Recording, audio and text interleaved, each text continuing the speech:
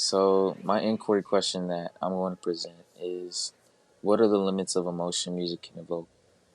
And before we even discuss this question and get into it, we have to look at what the definition of music is. Now, music is vocal or instrumental sounds combined in such a way as to produce beauty of form, harmony, and expression of emotion.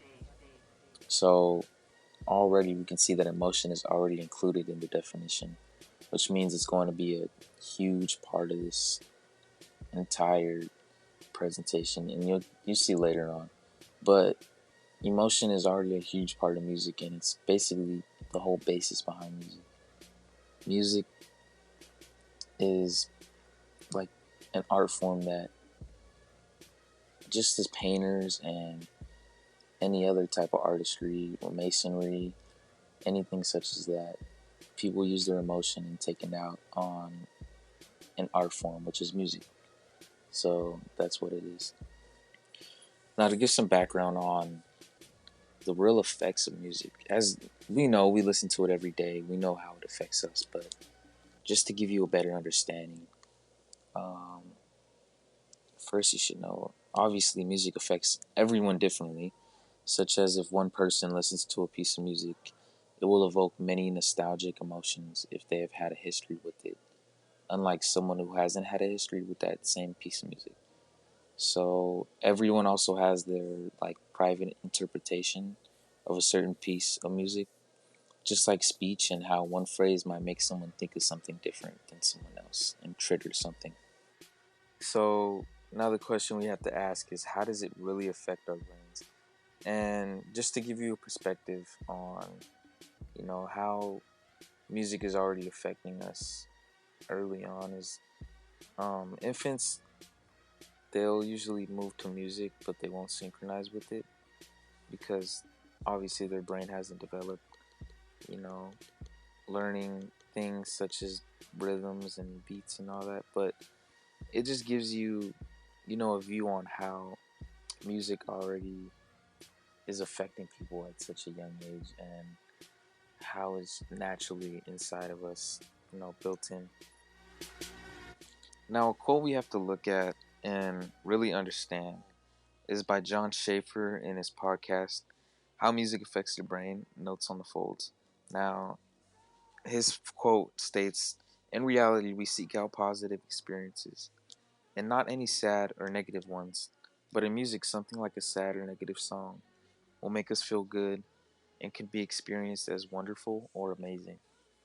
Now, taking that in, you can really see that like music is just as big of a part as any other big event in your life. Like it can take you back to, certain dates, and I heard one saying that someone said is, music is the closest thing we can get to like a time machine, because it really can take you back to that time and that era and just how everything was and make you understand, the past, and it also takes people back and makes people understand, you know. So that's really, what that quote really means. Parts of the brain have intrinsic rhythms that help us sync with music, and songs can create goosebumps and shivering responses. This usually happens with sad or moving pieces of music. Now, lots of music also can encourage or assist in people doing things that can be either negative or positive. And hearing certain notes in different types of duos can sound amazing and can help calm or excite our brains.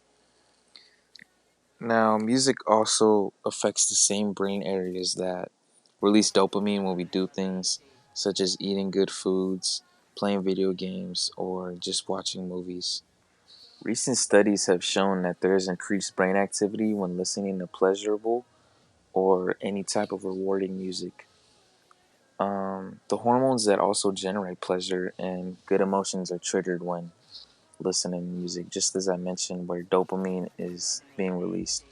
And music hits many trigger points, and many say it really hijacks the brain and just takes control of all of your emotions. Now, the next question we have to ask is, what are our emotional responses to music? Now, music can help us enjoy many different feelings that we would normally be afraid of or see as bad or depressing, and really just helps us to dip our feet into it and view a certain feeling. There are also no consequences when exploring many different emotions, and lots of music can encourage or assist in people doing things that can be either negative or positive.